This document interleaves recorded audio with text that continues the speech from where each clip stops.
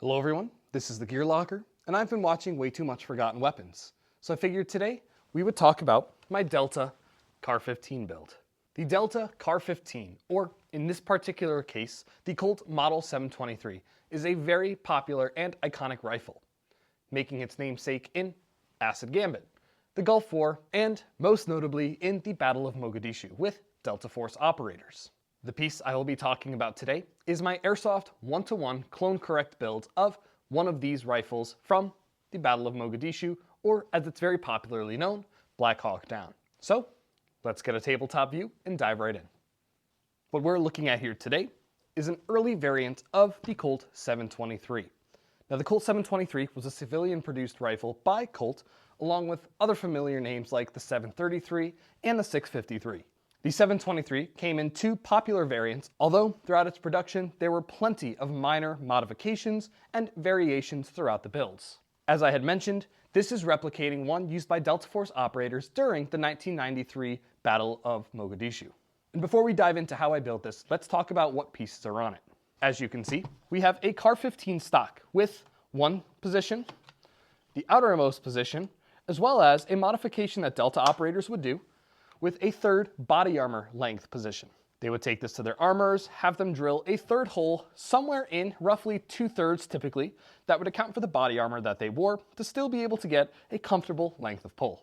Note that this is the Type 3 stock with the supporting ridges here. As we move forward, this earlier variant has a Colt M16A1 upper receiver with a standard round forward assist. You'll see up top we have an Aimpoint 3000 optic using Leupold 1-inch vertical split ring sights mounted on a Midwest Gunworks carry handle optic mount. As far as I'm aware, and with all the photographic evidence I've looked at, this is the type of mount pretty much exclusively that was used by Delta operators during this engagement. It is not uncommon to see other clone builders using an arms mount or other early variants of the other mounts. However, as I had mentioned, in photographs, this is the only one that I have seen. If you know differently, please correct me in the comments below. Continuing on with the standard CAR15 items, we have a slim 6-hole handguard. We have an A2 front sight post and an A2 birdcage flash hider. However, the barrel is a pencil style barrel. We'll talk later on how this may differ from the later versions, but this is correct for the earlier versions. An accessory we have on the front end of this replica is a Laser Products 6P light, mounted on a 61M Weaver rail with another Leupold vertical split ring. On the front of it, taped on for security, we have a Surefire infrared filter. Now the last accessory you will see on my build is this Ready Mag system here. This is an original Ready Mag system with the older style divot in the bar there. When the magazine release is depressed on the other side, this releases both magazines, although there is enough tension in here that it will not drop freely, but still make sure you have your hand there. As well as an extended bolt release button here, because as you can see, it's kind of tucked behind, so having an extension is a very nice feature. And this all rests on an A2 lower receiver. So let's talk about how this differs from a later variant. The A2 lower receiver is similar on both. On this, although you cannot see it underneath the Ready Mag, this is civilian marked because they were purchased from the civilian market. So you see no government property here. Above, as I had mentioned, we have an A1 upper receiver. However, on the later model, this would be a C7 or an A1E1 upper receiver. The only difference in the C7 upper receiver from this A1 upper receiver here is the lack of a brass deflector. Everything else is virtually identical. Additionally, on the later models of the Colt 723, you will not see this pencil style barrel. Instead, you are going to see the grenade launcher adaptable barrel, sometimes called the government barrel or the M4 barrel as it is commonly known. So let's talk about piecing this together. Initially, I had purchased a SEMA CM009D, which was a replica of the Colt M653. This featured an A1 upper and lower receiver with A1 accoutrements, an older style CAR15 stock, an A2 front sight, and a pencil barrel. I first purchased an A2 receiver from E&C, and this allowed me to have not only proper A2 markings, with the exception of this burst function here, but it gave me a more accurate receiver in general. It did not work with my SEMA upper, so I had to purchase an E&C upper receiver, particularly an M16A1. And from there, I had to replace this forward assist here. I purchased a brand new one off of WE and had plenty of issues trying to fit it, so I had to use my Dremel to get this to work. On the rear of my build, I opted to switch the stock out. obviously wanting it to be more accurate, to the Type 3 stock as opposed to the Type 2 that came with the SEMA one. The buffer tube assembly is still the same though.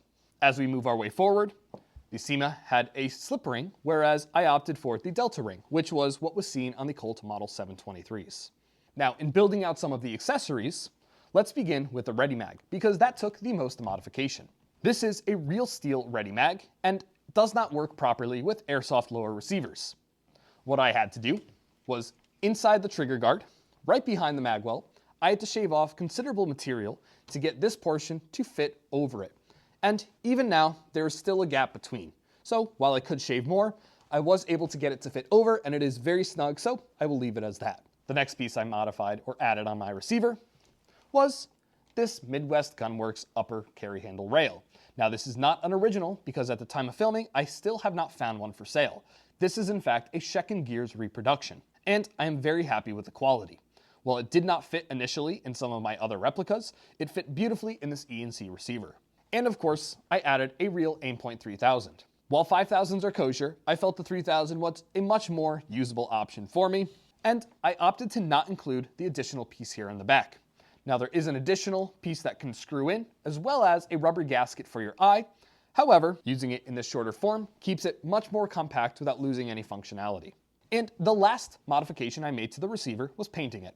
E&C, SEMA, and other cheaper Chinese manufacturers will have a jet black receiver, but as you notice, mine is far more matte black. My intention being a Colt black or Colt gray receiver. And to match this, I used spray paint. Now, as much as I would have loved to blue this or parkerize this myself, I am extremely pleased with these results using the Rust-Oleum high heat spray paint in black. A few coats of this, and this is not only durable, but it wears very similar to the real receiver, so I'm very pleased with this coating. The next modification I made was attaching the Laser Products 6P light. Now, while the lights used are hotly debated, I have verifiable one-to-one evidence of this particular style of Laser Products light being used. Mounting it on the Weaver 61M rail mount with the split vertical scope ring, I bolted it into the lower handguard. The only modification I had to do was grinding down some of the ridges here on the handguard to be able to get this to sit more flush. If you can see, I have a small washer in there as well as washers inside to keep the bolt and nut very secure and level. The addition of the Surefire filter is to prevent from negligent lighting as well as for functionality under night vision. Originally, and with the intention of, the Laser Products 6P light should have a Surefire F16 filter. I, at the time of recording, was not able to find one, so I have an F26. Rather than being an infrared, which it should be, I have mounted a red one. Only a few letters off, but I will be looking to change that in the future. Internally, there's a lot of work to do on this replica, but I have some high-end parts in here as it stands. If you guys would like a breakdown of what I have exactly in this build, please let me know in the comments below, and I'd be happy to show you. Hopefully, you've enjoyed my conversation about my Delta CAR15 build. This early Colt Model 723 was a lot of fun to put together, and stay tuned for a later Model 723 build in the future. This is the Gear Locker, put together clone correct rifles, and we'll see you in the next one.